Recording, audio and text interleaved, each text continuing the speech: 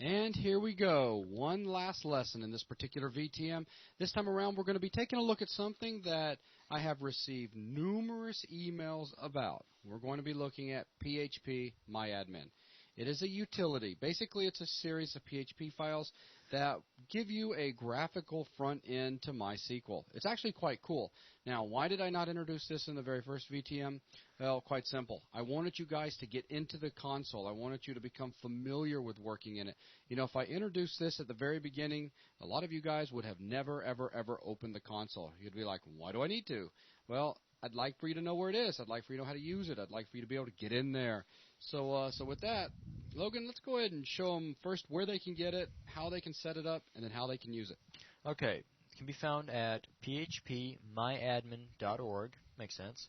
Yeah. And it's the first links you'll find are links to actually download it. They have two different versions of this. They basically have it with the extension .php3 and just .php, all depending on how your Apache server is set up and what extensions it uses for PHP files. So, of course, we grab the one for .php files. Okay. So, again, click that, download it. So, of course, now in this case right here, Logan's already got it downloaded, so you're about to see the fastest downloading action in the world. So grab this. So we'll just go load up whatever local drive we're working on, and done, downloaded. All right. So to install this, it's very simple. All you have to do is extract it with path information to your web root. So go ahead and extract files. Now, just in case none of you beginners out there caught that, this was very critical what he said. Extract this to your web root where you've been dropping all of your browser documents, all your HTML and PHP files. Right, because it is written in PHP. You're going to have Apache catch it, hand it off to PHP, and so on. Absolutely. So whatever drive web root, go ahead and extract it. And after that, it's let's see, PHpMyAdmin. So go ahead and. You want to go ahead and drop down into web root and change the name of the folder that it created? You can. You don't have to. So now we're inside of web root. This is the folder that it extracted itself to. If you want to make it a little easier and not have to remember the version to get to it, because we're actually going to be typing in this folder in order to get to PHpMyAdmin. So go up, load up a local web browser, and go under that PHPMyAdmin, and grab index.php. Yeah, so notice he's going under the folder, PHPMyAdmin, and then he's typing in index.php. So go ahead and load that up, and ta-da! There she is. PHPMyAdmin.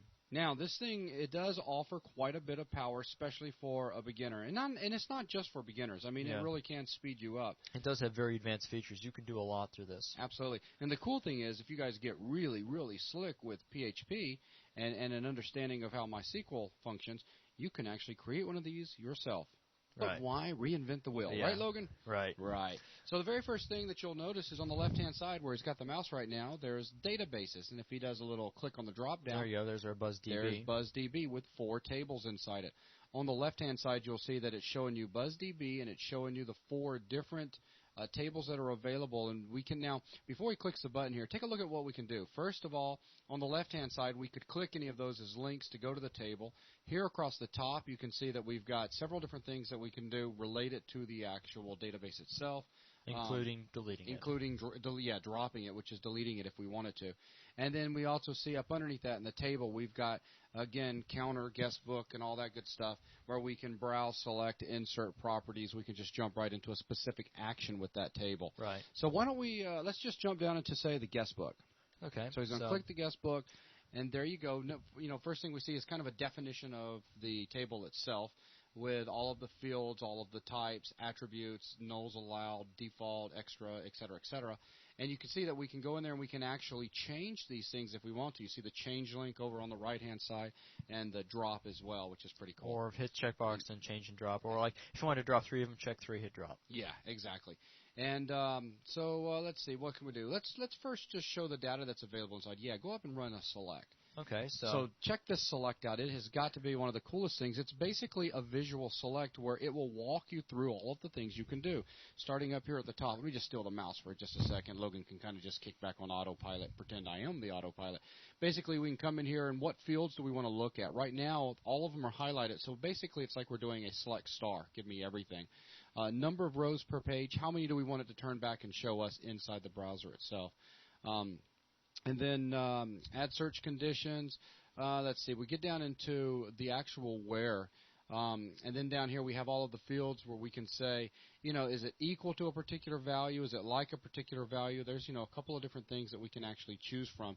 So again, we're just going in here and we're fine-tuning a search if we were to utilize this area right here. And then finally down here we get into display order, which is, how do we want to display it, ascending or descending. And right now we're just going to leave everything blank with all of the fields selected. So this is just giving us a basic select star from. And we'll go ahead and hit go. And what we're presented with is another page that gives us a listing of all of the records that's found in that particular table. And in this case right here, these were the records that were added earlier when we went in there and was demonstrating the little guest book after creating it. So Logan, go ahead and edit one of those just to show them how they can actually update the record themselves right here. So you go in, take some information out or add it, whatever. So now you're basically working with that text field that's in the database. So you just take that last line out. Go ahead and hit go, and it updates, and there you go. Here's another very cool thing about this. When you're in doing selects, say you're working in PHP and you want to know exactly what this is doing. Like you've gone through all through here, you've come up with a really cool select that you like, where it's like greater than 3, so on, and you came up. And you're getting the exact results you want, but you want PHP to mimic this now. It's really cool that they give you the SQL query that was run. Absolutely. You can grab the SQL query and then throw it into, like, say, your PHP script. Yep. So yeah, absolutely. Very That's handy. very handy, especially if you're kind of studying different types of how would I write this or that? You could come in here, visually lay it out, and get the feedback, and then, as Logan just said, paste it into your actual code. And we also have the ability to come in and insert new records. I mean, we've got quite a few things that we're able to do here. Let's see, anything else we want to show? Including emptying or dropping. Yeah, we can empty the table. We can drop the table altogether. Let's see. I guess on the left-hand side, let's show them how we can get back to the table and back to the database. We can click guest book, and boom, we're back to the table. There's all the information for guest book. And if we need to get all the way back up to the database, that BuzzDB is actually a link. So you can jump all the way back up, and here you are looking at the database with all of the tables contained within. Or create a new table. Yeah. Actually, let's do that real quick. Let's create a test table. All right. Create table. So he's going to first give it the name of what the table is going to be. So basically he's doing a create table space test. And then he's going to go ahead, basically, let's say this has been pre-planned because, when you're creating a table, you should already have it documented out on paper. So here we're saying we've got 3 fields that are going to be in this table. So you'll hit go. And we'll get a page that's dynamically generated that we can go in and start filling out definitions of how these 3 fields are actually going to be. Right, so let's set up that auto ID that had all those extra values we had to set. So auto ID, we made it an integer. We left it at default. We made it unsigned, not null, and gave it auto increment, primary key to keep it unique. Okay. So all that, just by clicking buttons, I now have basically the equivalent of that first line. Very cool. So we could go and maybe put the name in, which was a varchar, length 64. We didn't put any extra attributes on that. And we've got email, which is also a varchar 64. So we go ahead and save that table. And there we go. We've got a test table, and here it's showing us those fields we just created, what attributes they have, what type they are. So we can go into that new test table now, which I just did. And let's insert a record into it. As you see, select is grayed out because there's nothing in it. So insert and the auto ID. Not for anything else. Let's just let MySQL handle incrementing that value. Name, Logan, email, the Jayhawk. I could put my whole email in that. This is just a varchar field, of course. So insert that. We could run a select, and let's just go ahead and basically select all. And there we have record. There we go. We see auto ID has a number in it that was taken care of MySQL, and we see the other data that Logan put in there himself. Very, very cool. Now let's go ahead and empty it real quick. Okay. Yep. And so now it's gone, and you can go back to test out here to look at everything. And say we want to actually drop the test table out because we're done with it for this example. Well, hang on one second. Run another select from guest. I need a record to do that. Okay, good.